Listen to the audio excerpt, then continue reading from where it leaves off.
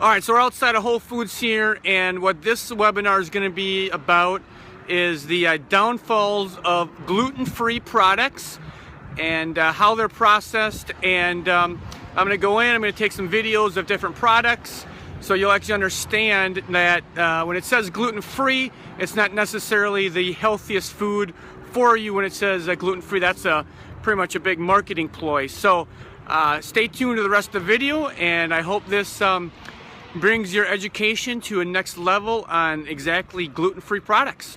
Enjoy. Okay, welcome to the next webinar, I should say, on gluten-free products and really the pitfalls of going gluten-free.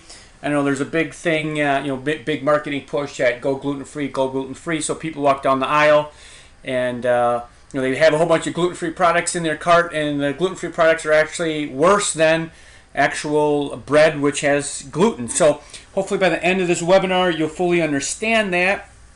And I am not a big fan of gluten-free products. Now, if you have gluten-free products once in a while, anyway, packaged gluten-free products, I should say. So it's packaged gluten-free products, or processed gluten-free products would be a better name. So I'm not a huge fan of processed or pre-packaged gluten-free products, and by the end of the webinar you'll fully understand.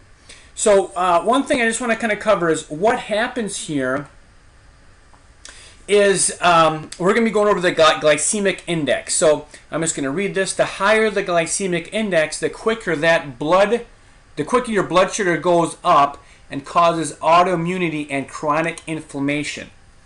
So again, then down here, the higher the glycemic index, the more inflammation. So really what happens here is these supposedly gluten-free products have a high glycemic index, which means that food is broken down into glucose, which is the smallest molecule of sugar, very quickly. And when that happens, that increases your sugar level, or your glucose level, and your insulin level.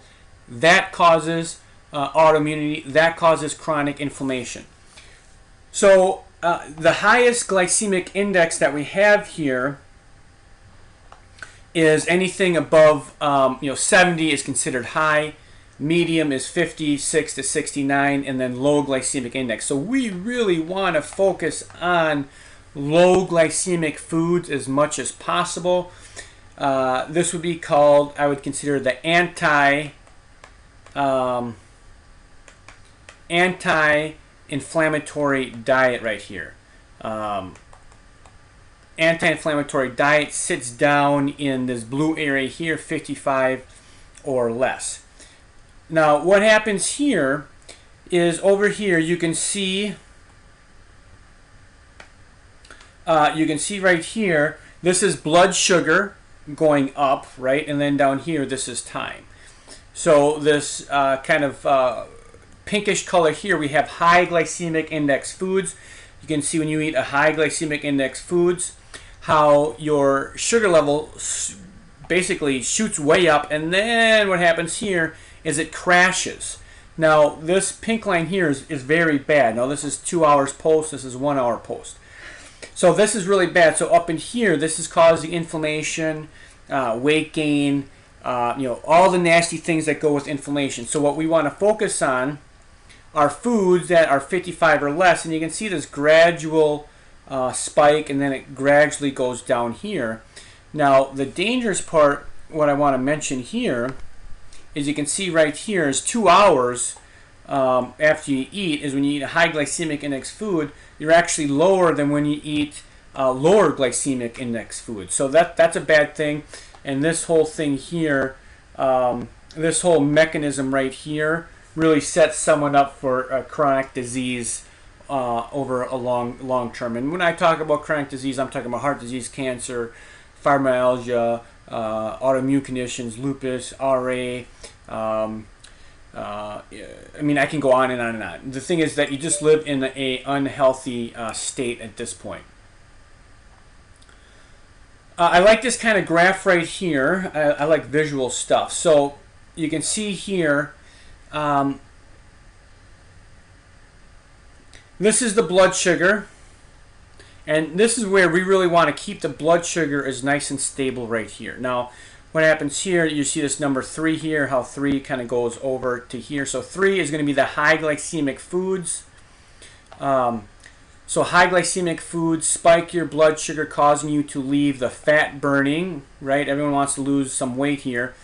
The fat burning zone. So what I mean by that is when your blood sugar is here and higher, you are out of fat burning. It means that you are in fat storage. All in here, that is fat storage. So we don't want to be in there. We want to be in fat burning, which is basically this zone right here. So this also leads to zapping your energy levels because boom, you crash, then your blood sugar drops really low, then you get hungry, then you go and eat another Snickers bar, and then it goes up. So what we really want to focus on here is a diet low to medium glycemic index foods.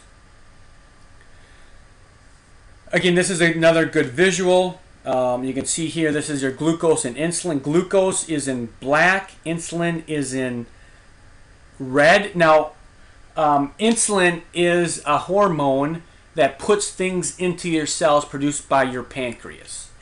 So here, let's say you have breakfast, you get conned into eating some Cheerios, and you can see the black line, your glucose spikes super high, and also the red line here, your insulin also spikes.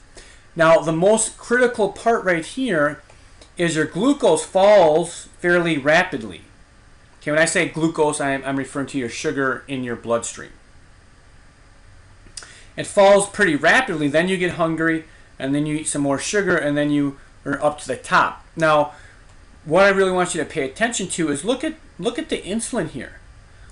Insulin has a lag time. What I mean by that is it doesn't fall up and down like sugar does. So it stays high. So if you're eating sugar meals or high glycemic index foods, let's say 1, 2, 3, 4 times a day, you're bathing all your cells in insulin.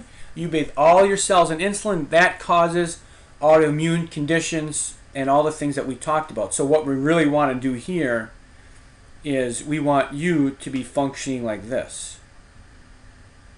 Right? We want the glucose there, and then we want the insulin there, right? And this is the anti-inflammatory diet. This is where health and abundance starts to come in. So these are some other websites, some other videos I've created just to touch on this. If we did blood work on you, you can check out that to check for your inflammatory markers, because that gives us an indication like how inflamed you actually are. This is a great video on how to actually change your diet to an anti-inflammatory diet. That's really good. The wheat gluten seminar, this is phenomenal. It goes over the exact research on why gluten. When I say gluten, I'm referring to wheat products that contain a protein called gluten. So if you want to learn more on that, that's an hour lecture on the wheat and gluten seminar. So these are available for you. I put a lot of love into these things. A lot of time and effort is going into these things. You can repeat these lectures over and over and over. And it's really about educating you so you can maintain optimal health and achieve optimal health. Down here, this is a great case study where a gal I go over before and after diets of her, so that's pretty nice.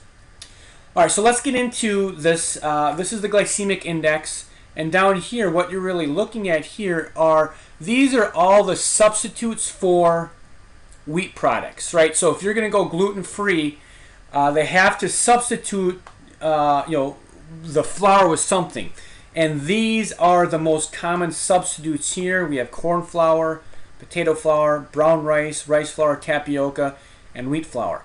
Now, wheat flour has a glycemic index of 74. So you can just look at this. I'm just going to draw a line there. Look at all these products.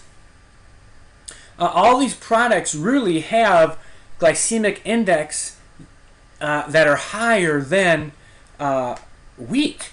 Like, this is why, this is a key slide. This is why going gluten-free, people actually get sicker. Their autoimmune condition actually gets worse. They gain weight. They're more inflamed because all the products, I shouldn't say all, the majority of products that are gluten-free have, for example, tapioca, which is an 85% or is 80 glycemic index of 85. There's tons of products with rice flour, 95. Right, so this stuff is immediately spiking up your glucose, spiking up your insulin, and causing inflammation and brain fog and Alzheimer's and Parkinson's disease. So this is a really key slide here. So just look at that and evaluate it for yourself. The only thing that's lower right down here is brown rice flour. Is the only thing that's really 50 or less. So this is the glycemic index. Let's go over a few more. Now I put this slide here just to give you some education. Now check this out. A Snickers bar has 40. Now why would a Snickers bar have 40? Because what's in a Snickers bar? There's fat, even though it's bad, unhealthy fat, and I talk about that in the Total Food Makeover. And there's peanuts. Peanuts has protein and fat. That's why it's lower. So my whole point in putting this in here is you can't go totally off of the glycemic index. This is just a guide. Wheat bread 74. Now check out this. We have wheat bread, which is 74, and then we have sugar, which is 64. This is sugar that you put in your coffee or whatever. It has a lower glycemic index than gluten, right? So when you look at this, at the end of the day, what's going to increase your insulin, your glucose and insulin levels more? Sugar or wheat bread? What is it? It's wheat bread. And we've been conned into thinking that wheat bread is the savior, and it's really causing people to be sicker and sicker and sicker, unfortunately.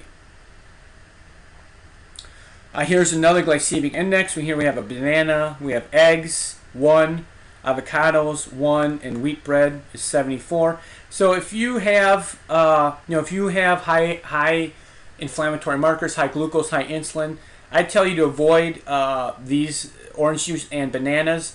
They're all carbs. There's no good healthy fats in them or proteins. Here's some other glycemic index. Cheese is 0, meat is 15, spinach is 15. Again, these are all low glycemic index foods. Shredded wheats 69 and mashed potatoes 70. So again, I'm just trying to do a little viewpoint change here. Let's actually get into the products. So here we have brown rice flour, and you can see the first ingredient here is organic brown rice flour. Now what I want you to pay attention to is look at this. 27 grams of carbohydrates and 3 grams of protein. So again, these are all really carbohydrate based products that raise your glucose and insulin levels. And then you kind of watch out. You have to kind of watch out for this. It says gluten-free or non-GMO. Well, at this point in time, rice isn't one product that's genetically modified. Here we have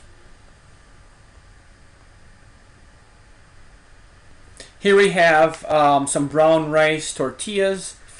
Now I found this kind of interesting actually. You can see right here, the first thing is water, then what? Then tapioca, then brown rice. So if you really look at this here, it says brown rice. The truth of the matter is this is actually tapioca flour. And let me just go back a few slides here. And you can see that the tapioca here, the tapioca is pretty high on the glycemic index. It's 85. So you really, as a consumer, you really have to watch out what you're really buying in the store. So tapioca, brown rice. So I mean, I would just never eat these. If I ate this would be what I would consider to be a special treat. And then here you can see the carbs, 24 carbs, very little fat, and very little protein. Gluten-free wafers. Okay, these are candies or cookies or whatever. So in here again, the first thing is what? Sugar. Okay, then the next thing is potato starch. So again, it's just marketing as gluten-free wafers. So I hope I'm starting to change your viewpoint a little bit. We have gluten-free maple buckwheat here, organic whole grain buckwheat grits. So again, it's all carbohydrate based. You can see it's a bunch of carbs. So anytime you have inflammation, these carbs just cause more